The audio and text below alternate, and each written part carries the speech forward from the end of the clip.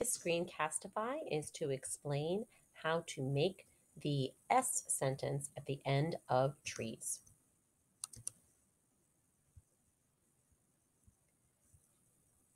In the slideshow for paragraph 1, you're going to find at slide 25 directions for how to make an S sentence in a persuasive piece.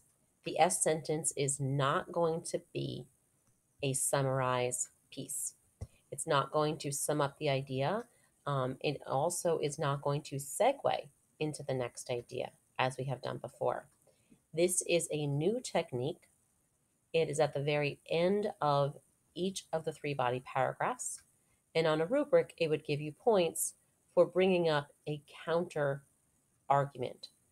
A counter argument is how someone else who opposes your viewpoint might look at your argument. So someone who disagrees with how you feel. And you might hear that also be called a counterclaim. There are lots of sentence starters in which you can use where you acknowledge a counterclaim, which means you are going to admit that there is maybe a negative. And that means that you concede.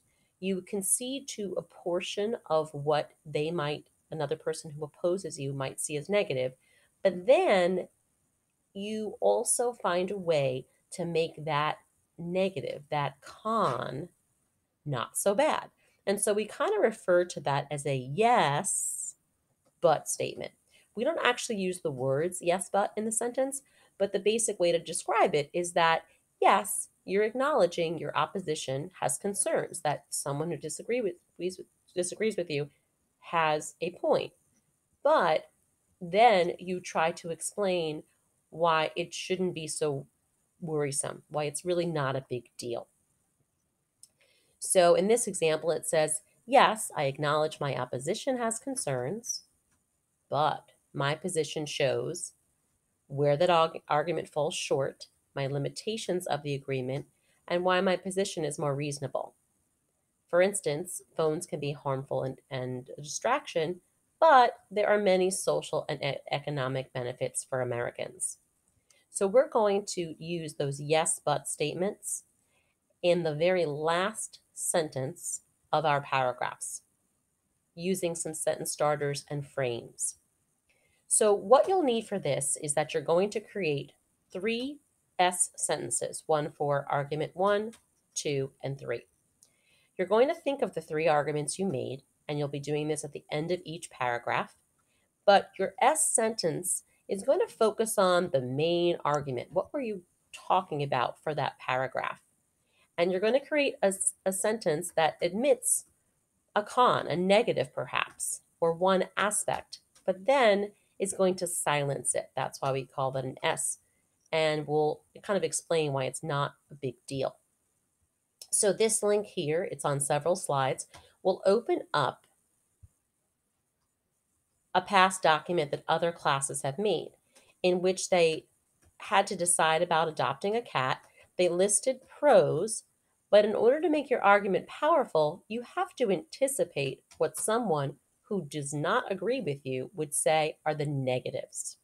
And so they listed a bunch of negatives. You should be aware of what your opposing viewpoint will present. And then we thought about, well, how do I kind of get a positive out of it? How do I spin that a little bit so that it's not so negative? And we created actual yes, but statements. This was something we did in class to practice, but in the S sentence, you wouldn't actually write yes, but. This was just something we practiced with. And you try to think of taking a con, but making a pro out of it. And that makes your argument stronger. Okay. So in this document, you can take a look at previous ones. And when you go to actually write your yes, but statement, you're going to use specific frames. So here's what you're going to do. You have to think about the main idea of your paragraph. In this case, the main idea was that dogs encourage exercise. So you have to think about what someone who doesn't agree might say. And you have to think of a negative to your argument, which might be hard because you might feel passionate about it. But when you think about it, you have to think about maybe there's some weakness in it and then acknowledge it, but kind of then tell the reader why it isn't such a huge concern. Think of a con for this main idea and explain why it's not really all that negative. So this portion here takes out the yellow portion with all of the E's. It's just looking at how you would create an S sentence. You must go back to the very beginning where you have your T and your R and think about what is my main idea. In this case, we're focusing on dogs being encouragers of exercise. And the S sentence says, regardless of the fact that pet owners may have to walk in bad weather.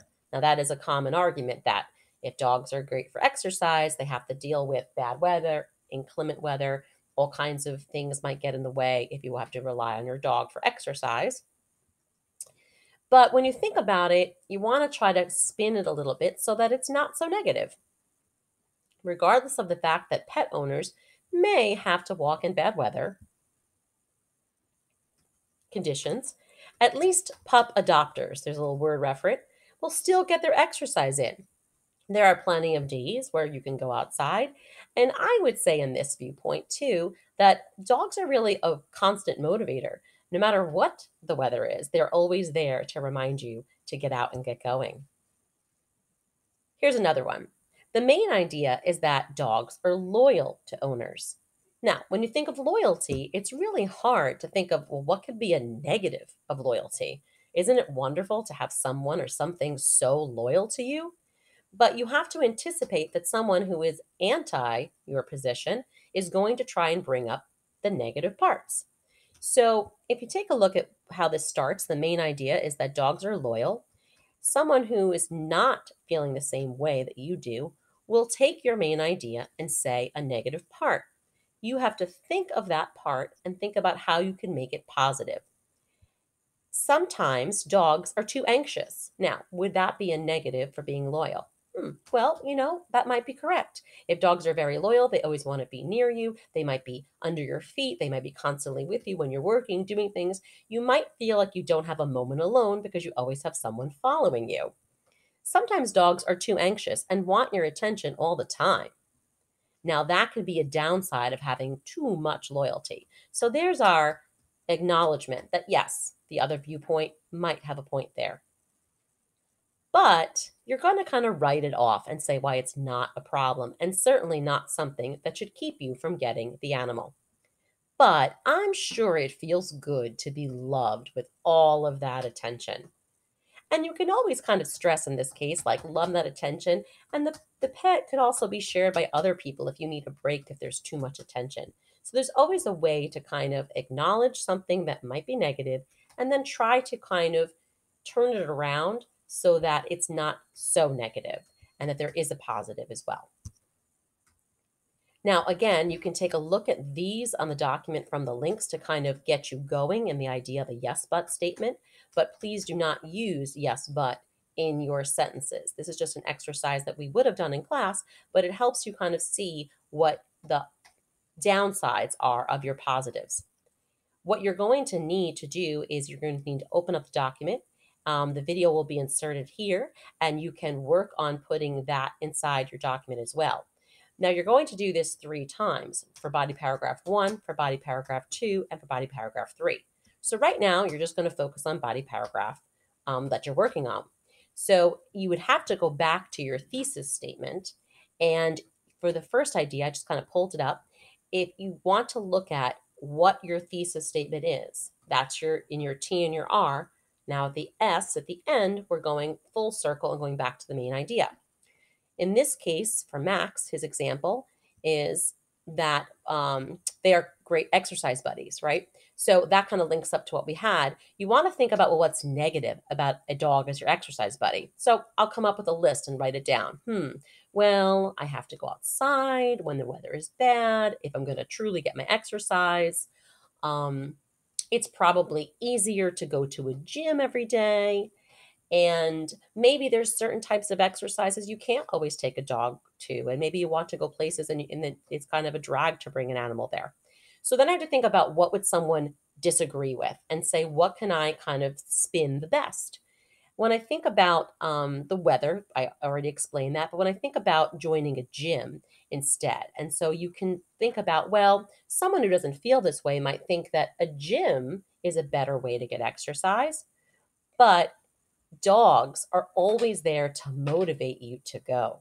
And lots of gym memberships get unused all the time because people are not motivated. And dogs are very motivating to go. Now, in the other ideas, you have to look at your thesis statement and think of what is the negative of it.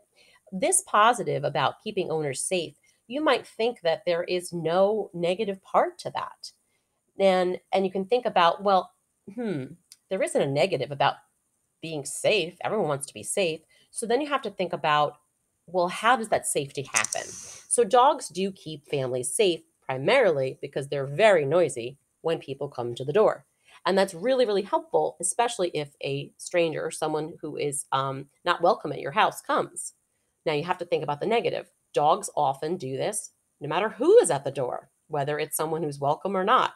So a negative in this case would not really be safety because there's nothing negative about safety. It's just a negative in how they are able to achieve that safety. And one downside of dogs definitely is barking. So you can think about that, and I'll show you some sentence frames of how you would rephrase it. But basically, you're going to anticipate that someone's going to say, well, that safety comes at a cost. It comes at a barking dog that's making tons of noise. However, the spin on it is that that barking is actually really helpful because it can alert your family that something is wrong or alert someone that you're not safe. The last idea here, where we talk about the mental health, well, there's nothing negative about mental health. Everyone has to like to improve their own mental health. There's nothing negative about that. But you have to think about, well, what would a downside be? And think about what that happens. How does a dog do that? Well, your dog is around you. You might feel good around your dog.